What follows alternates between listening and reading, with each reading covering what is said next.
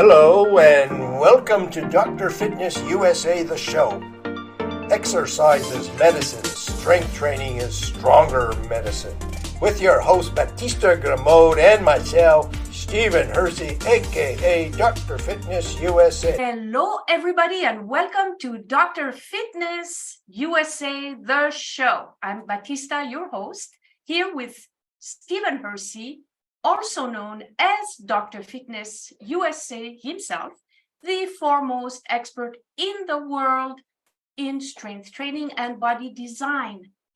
The show aims to inspire a society of stronger people. And today we have an amazing guest that is going to talk how she incorporates her fitness with her business and how she helps her clients just really shine with their stories. Her name is Arden McLaughlin. She's the founder of Definita, a publicity firm dedicated to defining you in a cluttered marketplace. Through her natural gift of storytelling, she sees the components that make business and people stand out and truly meet the goals they want to meet. Arden also builds relationships and leads her team with truth and integrity. It's through these relationships that she can effectively tell her client's story. And today, the conversation is about incorporating fitness into your daily brand, a publicist journey to health.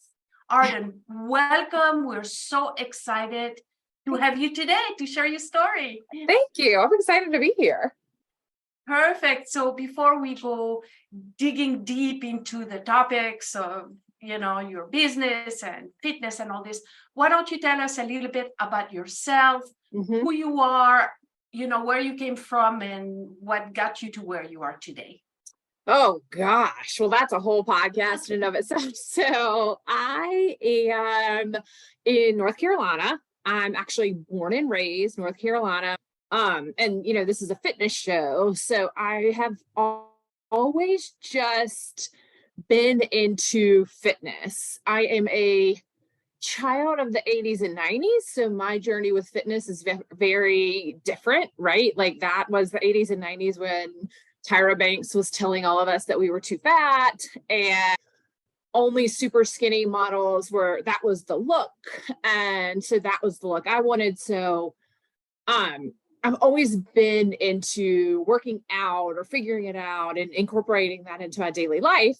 So I now own this publicity firm. And I think what we're going to talk about today is honestly, how do you as a business owner still make time to incorporate fitness for yourself? I think as a publicist, understanding how to work yourself, work your body is really critical. So that's great. So I love what you say about the children of the 90s and that look that that people sought to acquire. I was a professional dancer and I have the same experience. And that's, the skinny look that you think that's the way to go. And that really can damage somebody's metabolism. And it sure did a number on me. So can you share a little bit of your fitness journey, your experience? So I'm just very hyper. So when I was little, I always danced. So my mom had me in dance, or I was dancing around the house, or we had a pool. So we were always just outside playing. So there was never as super organized, except obviously with dance classes and that kind of stuff. Then I became a cheerleader and danced. Then I got into soccer, but it was more like just going on walks. Or when I went to college at Chapel Hill, a big thing was just walking for miles and miles and miles. Like you go for a 5-mile walk with your friend just to catch up. We had a gym. I also joined an off-site gym where I started doing step aerobics. If y'all don't remember step aerobics, that was so much fun. So it's just, I like to move. But part of mine, and like I loved was cardio and just moving. But I had to learn other methodologies because I also had torn both my ACLs. So ACL replacement when I was 16 and then 19. I am now 44. So even though I have replacements, there's obviously things that you have to start tweaking. So when I say I've always done it, I'm always investigating what makes sense for my body now. Last year, I had to have a surgery. So it was an abdominal surgery. I did a ton of bar and core work leading into that so that my recovery would be faster because I don't do hospitals. So I just study it a ton, and I work with a ton of people in healthcare profession to study it. And I try to work with trainers who pay attention to me as well. So it's just a group thing. I'm a group fitness fanatic. So even if you listen to my sports growing up, dance, cheerleading, soccer, I was never one to I never wanted to play softball, or I didn't want to play tennis or track because it was me by myself. I wanted to be in a group and watch a group perform. We have a lot of things in common. I didn't even realize. I actually, being a dancer my whole life, I had a lot of injuries. And this is actually how I came to meet Stephen. And I was totally at the end of my rope, and everything that I was doing was just aggravating my injuries. And so I met him, and I hired him, to make a long story short. And within 2 weeks, my backache was gone, never to return. So, there are specific ways of training that can really heal the body. And actually, Stephen is the expert in that. Let me ask you a question. How does your fitness, your love for fitness, helps you with your business? That is a great question. So for me, it forces me to take a break. That's one thing. So a lot of people work out first thing in the morning. I used to do that. I used to do 6:30 and 7 a.m. class all the time. And what I found was I would never end my day. So I've started doing either lunchtime classes or 5:30 classes because it forces me to end my day. It also forces me to stay present in every moment. So I've got this much time to get this much done. So I partly use it for that I work at home. I work with people all over the country, all time zones, which makes it tricky. So it takes a little bit of time just for me. The other thing it does, I'm always in charge. So because I go to group fitness or I go to yoga, I go to someone who tells me what to do. That's why I really don't work out on my own anymore, because I'm not going to tell me what to do. I'm tired of telling people what to do. So I go to somebody who tells me what to do and corrects my form. And that's more valuable to me. It's just to be in a space where I can let go and start to get into my body. So, and that's part of it too, is this can take over. And we had started to have that conversation offline. This little head of mine can take over. But if I can get into my body and feel the strength of different places, whether it's going from a 10 to a 15 on a bicep curl, which I've been able to progressively do. I mean, y'all, I'm 5'11" with a 6'3" wingspan or 6'2" wingspan. They're long and skinny. So for me to be able to build up muscle in such it takes longer, but I can feel the strength, and I can, you can progressively go, okay, well, if I can do that, I can do this. And that's part of it, is embodying a strong person can lead to being stronger in my business as well. The fastest way to deteriorate your brain is to be inactive. It's not that you stop reading and learning, because exercise has this orchestrated interplay through every system in the body. So skeletal muscle is an endocrine organ. Skeletal muscle releases myokines. Myokines are proteins that go throughout the whole body and do various things, a couple hundred at least. And one of the myokines that's released from exercising muscle is called brain-derived neurotrophic factor. So it's not just the activity of increasing oxygenation and increasing blood flow to all these tissues. It's actually the physical act of exercise, of contracting skeletal muscle, releasing a neurotropic factor, which means it releases almost like fertilizer for the brain. Yeah, well, definitely physical strength affects emotional, mental, spiritual strength. I think we as entrepreneurs, going back to the fitness thing, we have a hard time putting ourselves first.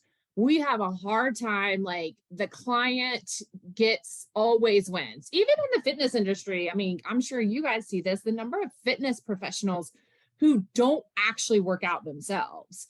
They may walk around, they may correct, they may get their steps in, but I'll be in a yoga class and they're like, I haven't practiced in 2 or 3 days. And you can just see the difference. And I think because I look how I look, I'm tall with blonde hair and green eyes, and people think the world is just handed to me. I have to go, I've worked really hard. I graduated 3rd in my class in high school, but I worked I'm not natural. I'm smart, but I'm not naturally smart. I worked to get that position. I worked to get into Carolina. I've worked to build this business. Like nothing was ever handed to me. And that's probably why I love fitness so much, because you can see changes, right? Like you can see, oh my God, I'm starting to get abs again. At 44, I have abs. Like, okay, if I don't do this, or if I eat this protein, or if I figure out the right food for me, that feels like a win in a world that we don't have as many wins anymore. What happens to a person when they don't put their exercise program first? I know that you talked about that you schedule your exercise program so it breaks up part of your day, that gives you a rest. I've definitely been where I didn't always do that. I think I can only speak for me. I try not to speak for everyone. For me, I get sluggish. And also I just start eating poorly, right? Like, because your body isn't craving what it needs, it's craving what it wants. So it's just this reciprocal. I don't produce as well. My mental function isn't as good. So but again, it's crazy to me, the people that don't just go for a walk, right? Like just get out and move. Even if it's cold, do something. So I guess you just get out of the habit, but that doesn't sound fun. Thank you. So you mentioned something that we talked about during the pre-interview little talk we had about an article that was written about you, which is how we found you, but our audience doesn't know anything about that. So let's enlighten our audience about what article that is. Can you elaborate a little bit about how that came about? Absolutely. So I got the privilege of talking to a Fox News health reporter, and Melissa Ruby was her name. And she put out a query of, has anyone out there stopped taking, I've heard it called 2 ways, semaglutide, whatever, Wegovy, Ozempic are the name brands of it. It is basically a type of medicine that it's a hormone type medicine that shuts down your sugar cravings and also shuts down your food cravings in general. So a lot of people use it to lose weight and lose weight quickly. I work in the healthcare industry. I work with a lot of med spas who were and still are offering weight loss programs. I am a proponent of pretty much trying everything before I can tell my clients how to use it. And at the same time, I've had, as I mentioned earlier, I'd had a surgery last summer, and it was an abdominal surgery. And if anyone's ever had one, it's similar to a C-section. When your abs are cut in half, your entire body hurts, and it's very hard to move. And prior to that, I was pretty much anemic, so I just couldn't work out. So I'd put on probably 20 pounds and 20 pounds of fat. And I was getting frustrated because I was not losing the weight. And I was like, well, let me just go try this. I just needed help. And so I was happy to do it. But what I noticed, being a child of the 90s, was what I call the food police started coming back in. And I started going, well, I wonder how skinny I could get. And I wonder how long it would take me. And if I mean, really and truly, could I deal with this? Because it does give you, like, for me, and it's on the side effects, like you burp a lot and it's gross. Like you don't feel feminine as we lean into our feminine side. All of these, there's side effects, right? But all of the side effects weren't mattering because how skinny could I get? And I told my mom that, and she was like, this is not good. And I called my nurse practitioner. I said, I got to tell you something. She went, what? And I said, so I struggled for years with an eating disorder. Probably in college, I maybe was eating 1,000 calories a day, would call my mother every day to recount what I'd eaten. And she went, are you kidding me right now? You didn't tell me that. And I said, well, I thought I was cured. How am I 44? I can't have an eating disorder anymore. And she immediately took me off of it and said, the thing is, because this is a medicine, your body can react to it in different ways. I am immediately taking you off of this. You are never allowed to have it again. And we're going to figure out something else for you. Not upset about any of the journey, but for me, weight, it's about control and it's about looks. And I always want to be the skinniest one in the room. And I'm not, because you see my pictures, I'm athletically built. And that's where it all came from, where I also had to start going, I can't serve my people if I'm also in the bed passed out from not eating. So that's the long-winded version of this story.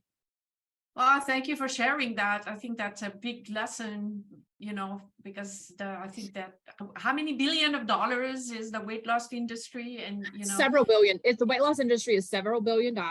Everyone's against semaglutide. I made the mistake of reading the comments and everyone's like, just stop eating.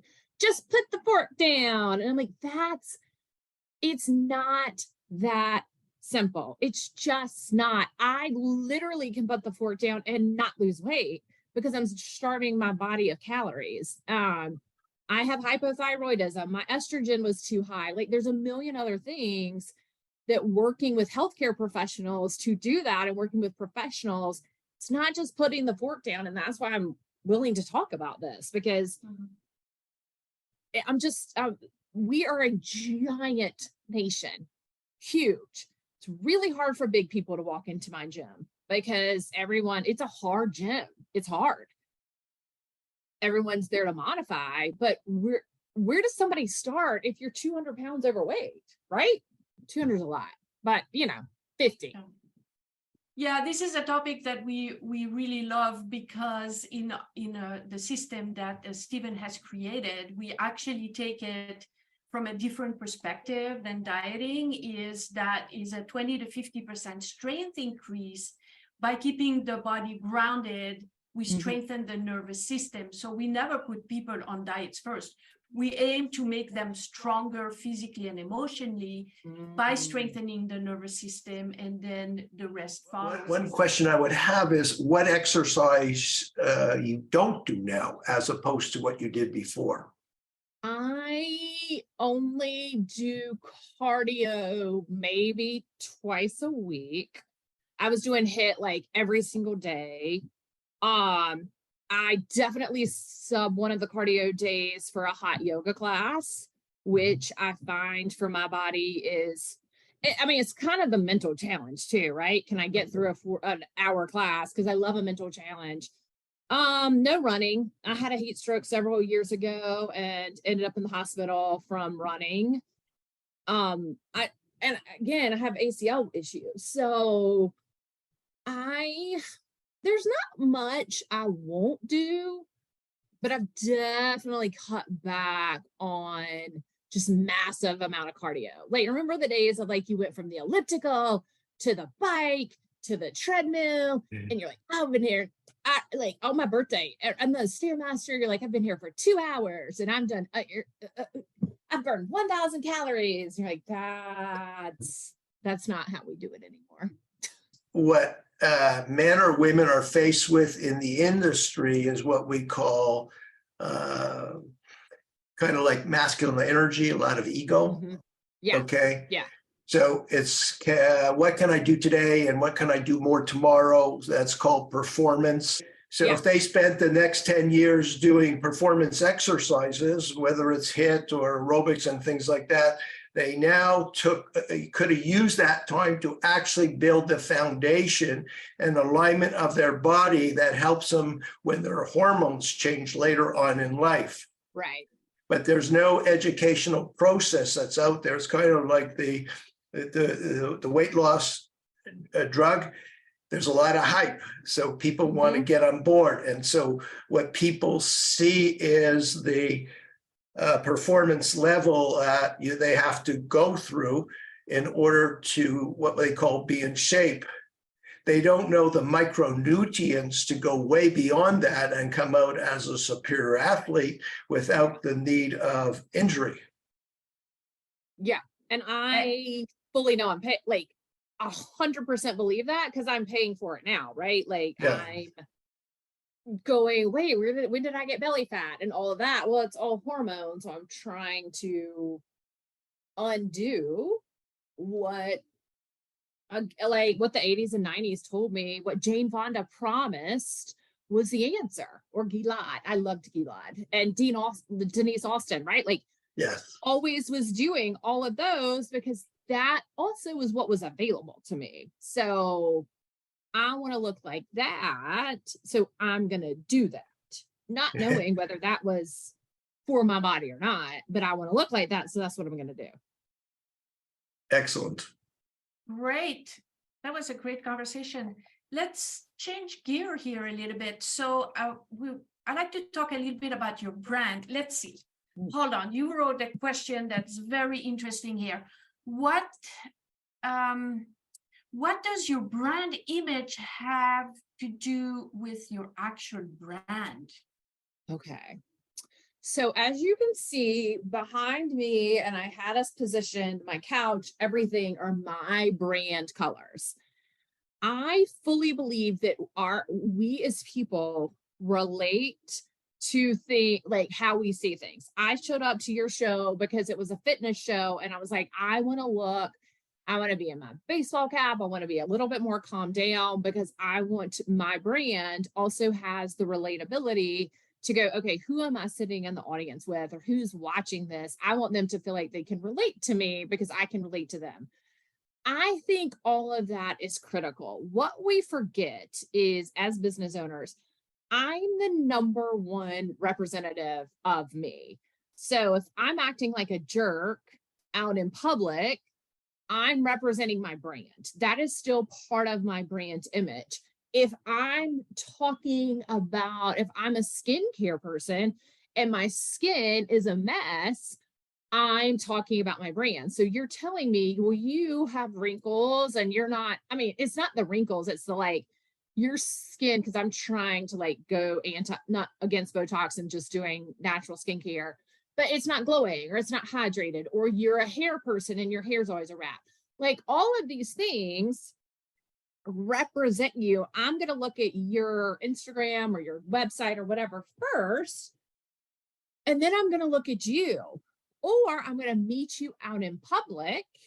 And how am I going to remember to go back and look at the card or answer the phone or whatever that you've sent me if you're not branding yourself all along the way? So it's a define yourself class that I teach about what does it look like to truly define yourself in the marketplace.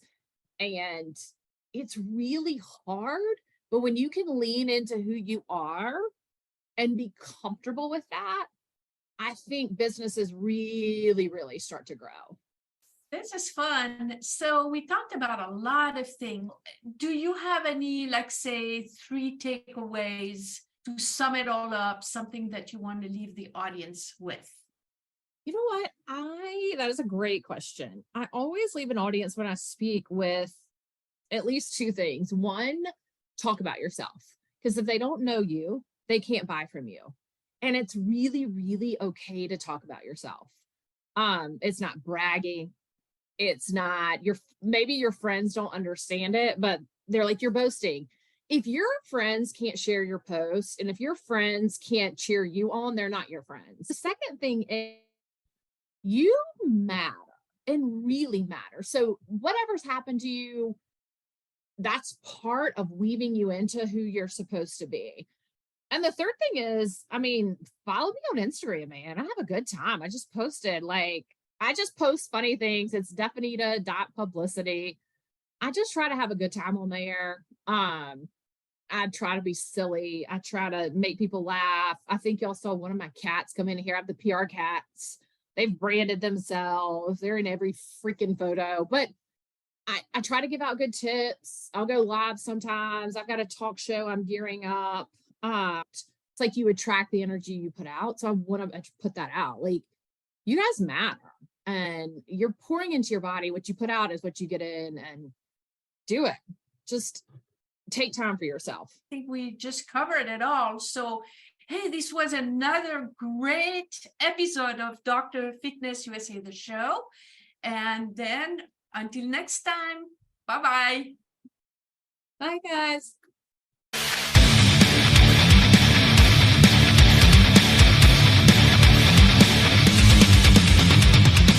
Dr. Fitness USA's vision is to create a stronger, healthier society of people enjoying vibrant health, unshakable self-confidence, and a sculpted body they'll fall in love with. Our custom-tailored formulas act as the GPS to your ultimate transformation so you can reach your destination faster and safer without injury. The Feminine Body Design program teaches a woman the art of strength training from a female perspective and helps her achieve the feminine physique she always dreamed of having. The Body Design Formula program teaches men to achieve a sculpted manly physique without injuries. Seniors can tap into the fountain of youth, get a new lease on life, rebuild their strength, and eliminate aches and pains. Those with injuries learn to rehabilitate them, recover mobility, and relieve back, neck, shoulder, and knee pain. Now, with working with Steven, just in, 4 workouts, I think, so far, if that, I have no pain in my knees like I used to. Suddenly a quietness in the mind, clarity. I mean, I don't have back pain anymore. It's amazing. It's just really amazing. I'm Bernie Dorman. I'm founder and chairman of CEO Space International, and I so endorse Dr. Fitness for leaders to have better lives. He does the inside and the outside to make sure you're the best leader you can ever be. And yesterday was already too late to say yes.